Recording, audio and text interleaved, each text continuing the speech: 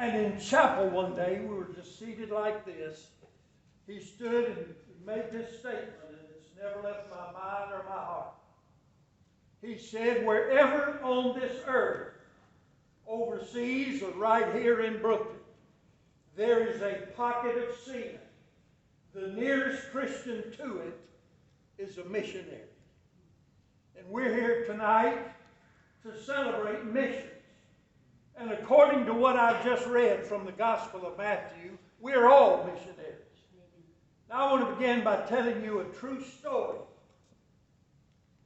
One morning, a beautiful little red-headed wife and mother, Norma McCoy, got up at daylight and was walking down the jungle pathway. The whole area was wet, water dripping from the leaves, from the heavy dew during the night. As she made her way down the pathway, she saw approaching her a young native mother. And this young mother had two children. A beautiful little boy, about 3 years old, she held by the hand. In her arms, she held a baby. As she approached the woman, she greeted her in her language and in the way her particular tribe greeted each other. The young mother greeted her back. And then, as anyone would do, she said, "Where are you going this early in the morning?" True story. The young mother said, "I'm going to the river to sacrifice one of my children to my God, the crocodile that lives in the river." And Norma said, "Oh no, please." She began to talk with her. She was a mother of two little children. She began to try to reason with her, pleaded with her, begged with her. As she talked with her, she looked at that beautiful little boy. Big, beautiful eyes, magnificent skin, beautiful teeth, perfect in every way. And then for the first time she noticed that the baby she held had been born deformed, was mentally retarded. Its head was enlarged.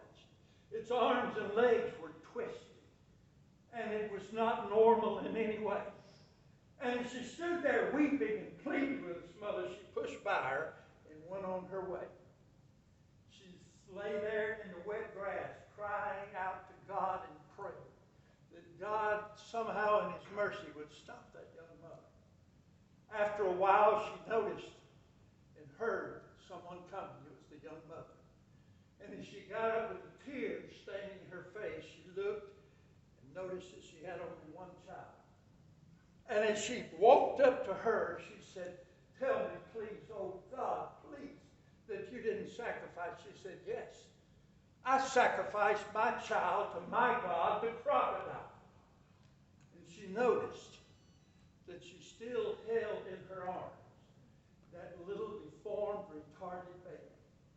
And she realized that that beautiful little boy with the bright, sparkling eyes and the snow white teeth and the perfect skin, she had thrown it in the river and watched the crocodiles eat it. And as any of us would probably do, she said, "Oh, you didn't throw that beautiful boy in the river." She said, "Yes, I did." And she said, "Why didn't you throw this baby in the river? It'll never walk. It'll never talk. It'll never be able to feed itself or dress itself. Why didn't you throw this one in and say that you little boy, beautiful little boy?" Look at me, people at Brooklyn. This is what that pagan little mother said to an American Baptist missionary. "The reason I threw my little boy in the river and watched the crocodiles eat him is because my God demands my best." And I'm here tonight to tell you that our God demands our best. Amen. Not our second best. Amen. Our God is not some weak, faraway, compromising God. He is a God of holiness and righteousness. He is a God of mercy and grace. But he won't play second fiddle in my life or your life. He won't be put back ahead of all of our pet stuff. Jesus Christ has commissioned us to go into all the world, that includes Brooklyn, Georgia, and witness and be soul winners and bear fruit for his honor and glory. We are content today to compromise. We know the Great Commission. We just don't do it. We just don't do it. And that's why when our pastor, thank God for him, stands up and preaches his heart out with the Word of God, people are not walking these aisles. The seats are empty because we're not fulfilling our responsibility and we're not giving our God our best. And so I wanted to share with you tonight a little bit, Lynda and I both, about what we did as missionaries. I just want to briefly tell you that when you say somebody's a missionary, there are at least a dozen different kinds of missionaries. We have medical missionaries all over the world, doctors and nurses who've left their home and their families, their parents, their children, like we did, and gone to other countries. And they're serving in third world situations where the hospitals are non-existent or they're poor and ill, taken care of. And they're praying right now, God, we need medicines. God, right now, we need surgical equipment. God, right now, we need help. God, move on the hearts of the people in Brooklyn, Georgia, to give to missions so we can have that. They're educational missionaries. Do you know that in Africa, there are 40 million illiterate people who cannot read or write? That doesn't mean they're ignorant. Americans will say they're just ignorant. No, they're not ignorant. They live in circumstances and conditions that you and I would last a week in. They just haven't had the privilege of a formal education. They can't read or write. One of the biggest problems that we faced in Africa was with young pastors. Oh, there's a desperate need for pastors. God is calling men to preach the gospel of Jesus Christ. God is moving in a dynamic way in the lives of young men. Most of the pastors there have very little formal education and almost zero theological education. And then there's a rule there that a man cannot pastor a church until he is married. No single man can pastor. So we get young men who work and work day and night to go through our Baptist colleges and our seminaries. And then they get out and they want to pastor a church, but they can't until they are married. But when you get married in Africa, you don't just meet someone like we did and fall in love and say, will you marry me? Because marriage is an arranged circumstance. The families get together weeks, months, and years ahead of time and arrange a marriage between a man and a woman. And then the woman has to be paid for. It's called lobola. Young men get out of college and seminary wanting to pastor, and they have no money. They're in debt to the college and seminary. They need a wife. But then if she's a real pretty girl, like the one I married, takes a lot of cows. You don't buy with me. Incidentally, let me share this with you. About 30 years ago, I had a chief that came to me and offered me a lot of cows and a piece of land for her. Oh, well. The dumbest thing I did was turn him down. I didn't do it. But, she's a real pretty girl. It's going to take 30 or 40 cows. And if she's not so good looking, it's going to take 10 or 15 anyway. But the families arrange all that. The young men do. But you can't pastor unless you have a wife. So I wanted to share some of that briefly. We brought some articles, and Lynda's going to speak to you. And I'm going to try to be very brief. Someone was speaking to me a while ago and said, what are these things? What in the world could they kill with something like that? Now, if you look real careful, both of these bows are made from the horns of an impala. These are horns, the bows. The string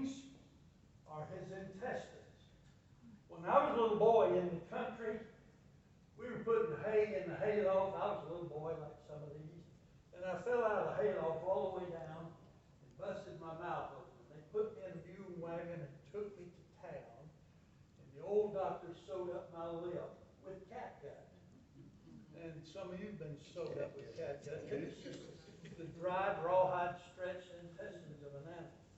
Now, what in the world could you kill with that? Well, you could kill an elephant, a giraffe. You see, you don't have to shoot it through. All you have to do is break the hide. There's a frog that grows in the river, way down in the bottom, and they get this frog out and take a little poison out of his brain. And they know from the time they're little bitty boys how much poison put on the tip of an arrow. All they have to do is break the skin. He doesn't die instantly. The Africans are patient. The Africans say about you and I, you Americans all have watches, clocks, and calendars, but you never have any time. We don't have watches, clocks, and calendars. We got all the time in the world. And they don't have ulcers and heart attacks and all the stuff. We're always running late and out of time. Now what they can do is shoot an elephant with either one of these, just break the skin. They know how much poison to put on there. They may follow him a day, 2 days, 3 days, 4 days, till he falls over. And then they've known how to put enough poison on there to kill him, but not to ruin the meat so they can't eat it. So when the elephant falls over, they go to their cell phones. That's an African cell phone. And they call back to the village, and it passes on down the line. They don't go all the way back to their village, but they'll send a little message down the line. Somebody else will pass it on. And then in a little while, all the women and the people, people from the village will come. And they'll butcher whatever animal they've killed, build big fires and cook and eat for 2, 3, 4 days so everybody can't even move. And then they gather up what's left over and take it back to the village. And that's just something of interest because you and I are well fed. They're not. We don't know what it is to go to bed hungry every night. We don't know what it is to see some of our children die hungry. We don't know what it is to have stomachs that are really extended because they're empty, not because they're full. We don't know what it is. 80% of the people there don't have electricity, running water, indoor plumbing. When I go out, you'll see pictures here. I go out and live where they live. I've slept on the ground night after night on the zebra skin full of fleas and ticks. That's how they live. And they can exist in circumstances we cannot exist in. Now let me hurry along because I want Lynda to have some time. I brought some things for you to see. These, of course, are war clubs.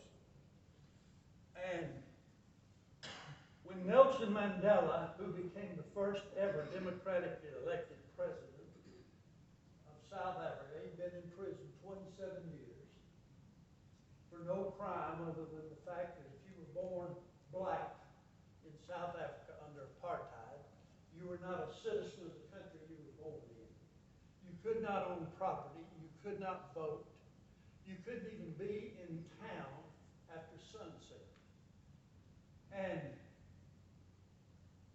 in those days, it was horrible. We lived there 11 years under apartheid. Now, we're Christians, we didn't believe in that. We voted against it. But that's just how it was in those days. But these are called traditional weapons. The largest tribe in South Africa are the Zulu tribe. And the Zulus look a lot like my friend right there. They're big people. They're not real dark, like many of the tribes are very dark, but they're not very dark.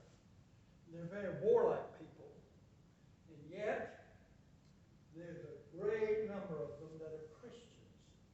They have a king whose name is Goodwill Salakini, who's a born-again Christian and who will give you the testimony of his salvation in a heartbeat. They have hundreds of chiefs, but there's one chief that's over all other chiefs, and his name is Mangasuta Buthelezi. And he is a soul winner, a Baptist deacon, Sunday school teacher. And you've seen him speak on television at the United Nations, educated in Oxford, England, intelligent, intellectual, articulate. The Zulus carry these weapons wherever they go. When we got a new constitution, the new constitution says that you cannot carry traditional weapons in town anymore. The Zulus still do it because nobody's going to tell them they can't. You and I have a disagreement. We argue, we yell, we shove, push each other. They don't do that. They just go to it. They just agree they're on there. And these are Zulu weapons. That, of course, is a war club. Everybody recognizes that. I've got a smaller one here. This is a Zulu spear.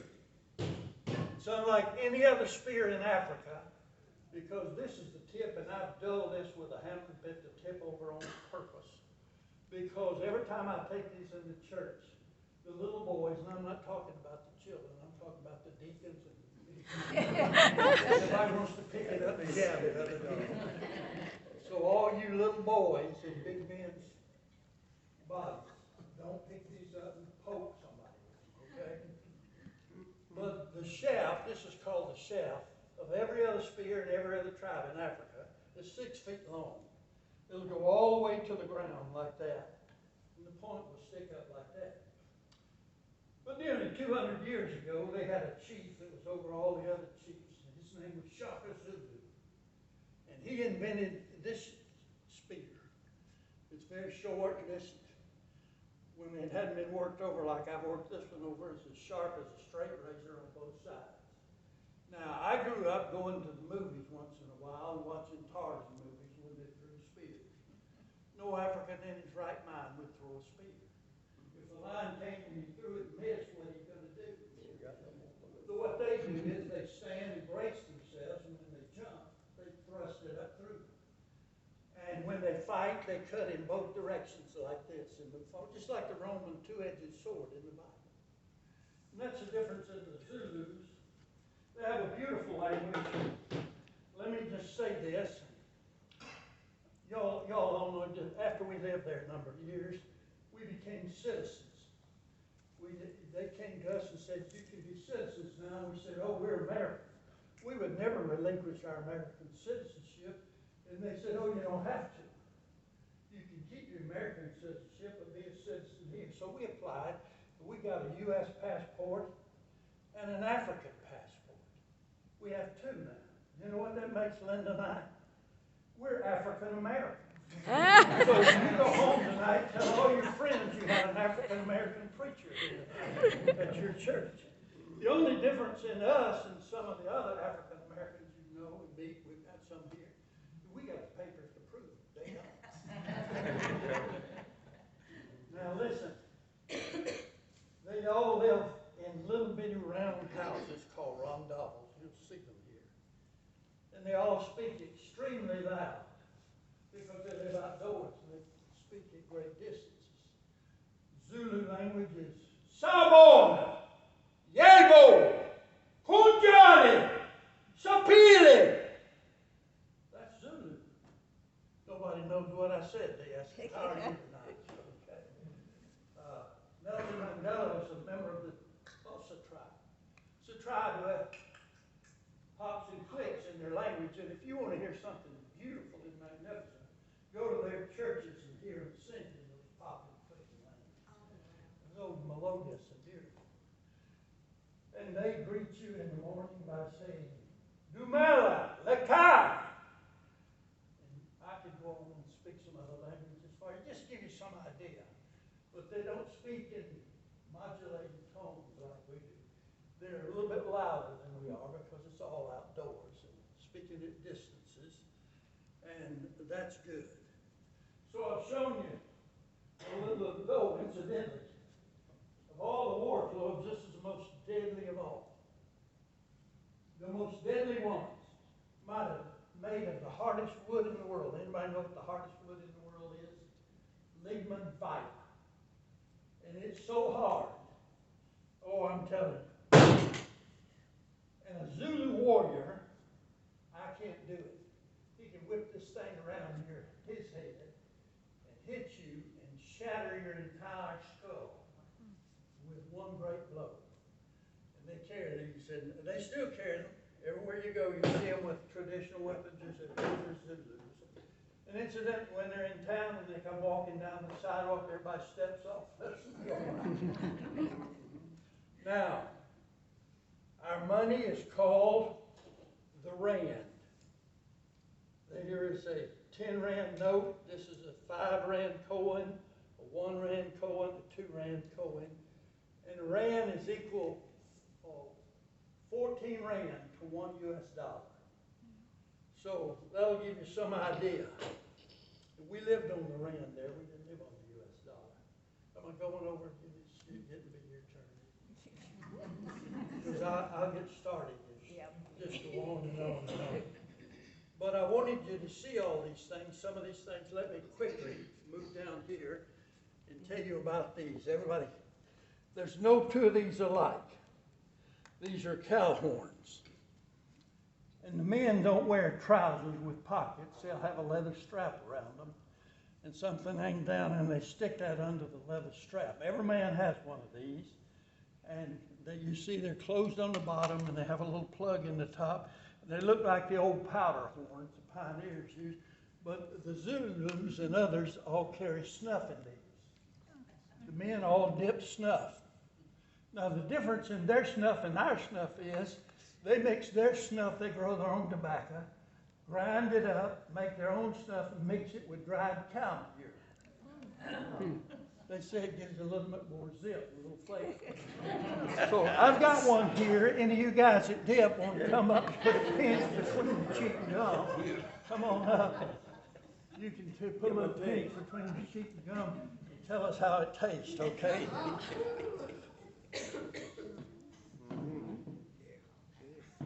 Let me quickly move on. The women don't dip, they all smoke. That's an everyday pipe. And they grow their own tobacco, and they'll fill it with tobacco, and the women smoke it. They put a lot of tobacco in there. And every woman has one of these, a mouthpiece. She'll carry it tucked in her waistband. So when one of the ladies smokes a little bit, she takes her mouthpiece out, hands it to the next lady. She puts her mouthpiece in, and they smoke. Now, on Sunday, they don't have beautiful dresses, and they don't look like you look when you come to church. And the greatest possession a woman can have is the Sunday pipe. They decorate it with beads from the trading post. They just fill it with tobacco and smoke, and however elaborate your pipe is, that makes you the best dressed woman in church. Okay? Now, A lot cheaper, wouldn't it? everybody see that? That's a thumb piano. I cannot play it. I can't even tune it. You play it with your thumbnails. I've seen 8 of these being played simultaneously across the front of a church. But you adjust them and tune them like that. I can't do any of that. So that's just a couple of comments I'm going to make. One more thing, and then I'm going to let you because I think everybody get a kick out of this. This is a marula nut, kind of like a walnut or something. The nut's inside. You see, you cut it open, and there's the nut inside. And they grow everywhere. And in the fall of the year, when it's raining, they fall off the tree and lay on the ground, and they ferment. So the elephants come along and eat these fermented marula nuts and get drunk. They'll just walk through a village and tear all the huts down and everything else. You never live, you'd see a herd